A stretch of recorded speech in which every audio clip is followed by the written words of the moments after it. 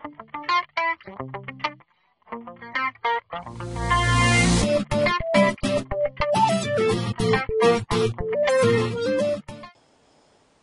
YouTube. Alright, now that we have got everything all set up and ready for us, it's time for us to finally start learning that code. Alright, now, the first thing I'm going to teach you is a very, very simple thing. And it's what we learned on that, on the JDK setup tutorial. Now, what this is it basically just prints something out on the screen. It's that simple. So, now the first thing is you're going to go system dot, don't forget that dot, and system with a capital S. So system dot out dot print line, and then empty quotation marks. Now, what I have to tell you first, though, is that this right here, the semicolon, now that's the period of this world. You know how in English, when you're done with a sentence, you put a period, right? So, in a programming language, in Java in this case, the semicolon is the period. Now, let me explain to you what all this stuff is. We don't need that right now. So, just let me take that out so you can read this easier. Now, public class. Now, this is the class that you'll need. Classes determine what everything is in. Now, a program can't run without a main string class. So, public static void main string, square brackets, args, and then curly bracket. Now, everything in here, that's what the program's going to execute. The program cannot run with this. Alright, so keep that in mind. Now, the system.out.println, this basically just writes a line down here. Now, to actually write the line, you have all this code, right? System.out.println. You're just simply going to put a quotation mark. Now, with NetBeans, it's really cool because it'll put a double quotation mark for you, so you don't have to go like this or something like that. So after that, you can just write in, this is my first program. Alright, right? And so, after that, we're good. Alright, that's all we need. Now, let me go through this again. System is going through the system, it's looking for this.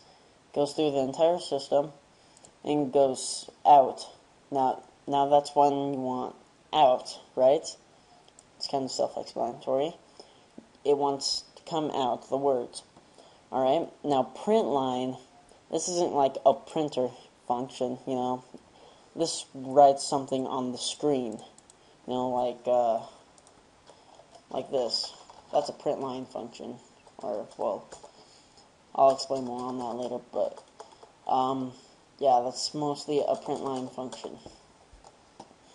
Now, this is what it's going to be printing, everything inside these parentheses. Or not these parentheses. Well, everything goes in parentheses, and the words that you want to print out are in the quotation marks. Alright?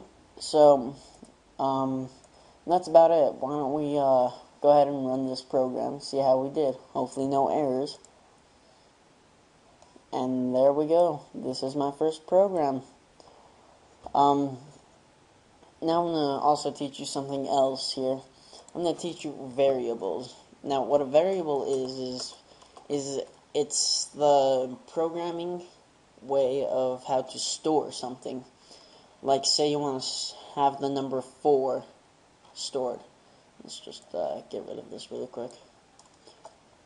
Alright, you want to store the number 4 in something. So let's say we do an int. Now, there are a couple of different types of variables. There's integers.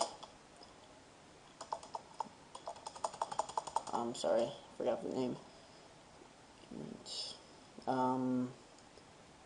Int first. There's variables right there. Okay. I don't know why I wrote that. There's an integer. There's a double. I spelled that wrong. Sorry about that. There's a double. There's a string. There's a character, which is pronounced chair. And there's I think that's about it. Now, let me explain what these all do. Let me put these into a comment. By the way, if you want to comment something, the main class will just completely ignore everything in these areas. And then it just turns gray, and that lets you know it's a comment. So an integer is something to store single, or not single, store whole numbers, like 1, 2, 3, -4, 0, 9, 6. And those are examples of an integer. Now, what a double is, it's sort of like an integer. It only stores numbers. So does an integer. Now, a double only stores numbers. Or, yeah, numbers. But it stores numbers in a different way. It stores them as decimal points. So, like in integers, if you were to have, let's say, 2.5, oh, sorry, that was a 0, 2.5, that would not work. That would just cause the whole program to crash, because it won't work with it. Now, you can do this on a double, so, doubles are something to store decimal points. No, I might have spelled that wrong. I don't know. I'm not a very good speller. So, say 2.5. That's an example. 4.6. Say negative 2.6. Those are all examples of a double. Now, a string is basically, it can store. Now, the things about string is that everything is a letter in the string, and that's almost, you can store almost anything on the keyboard with it. You can store the whole alphabet, so like A, B, C, D, E, F, in capitals too. A, B, D, E.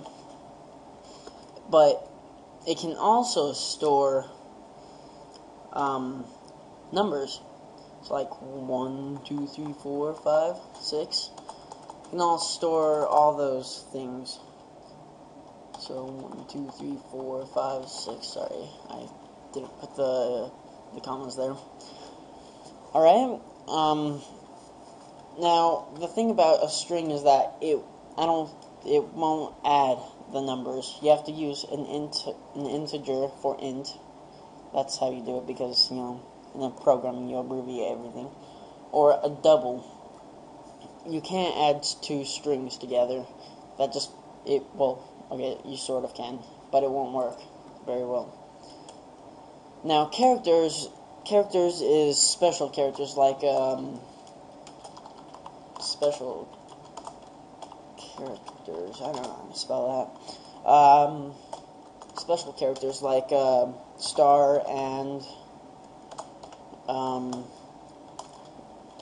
money sign, or yeah, money sign. No wait, that's percent. Sorry guys. Sorry, I can't find my money sign. There's the money sign. Caret, %. These are all special characters. That's what a character, stores as special characters. And so, let's say you want to print out a variable. Let's go down here and let's print out the number 4. So let's say int. Now, anytime you do a variable, it's the name of the variable or the variable type. So, like if you're going to do an integer, a double, or a string, or a character, you have to put the name on there first. So let's say int. So there's your int. Now it still won't work because there's no name. It doesn't know what it is. Now every variable you make has to have a name. So let's say number. Alright, now you have an integer called number. But remember, you need the semicolon for this to work. Alright? Now, this green line right here, it just means that it's not used, so don't worry about that green line. So now you have just created an integer called number. Now you can make it equal to something. So right now it's not equal to anything. You can either do it on the same line that you created the integer. You just do number equals, say, 0. Alright? Now it's equal to something. Now we can print it. Number. Alright? Now, let's run this program so you don't have to take my word for it. And it works. 0. Alright, now, there's multiple ways you can print out something. You can literally write 0, and it'll print it out.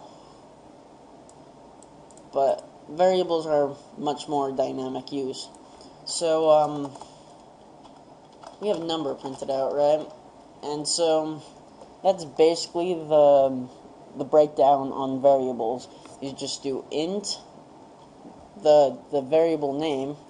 So, how to create, sorry about that, guys.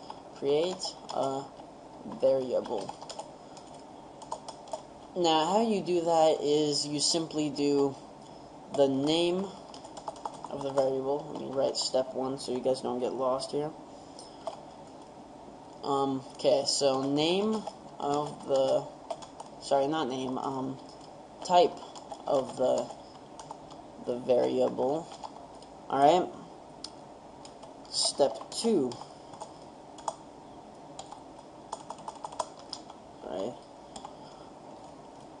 Step 2, you write the name of the variable. Alright?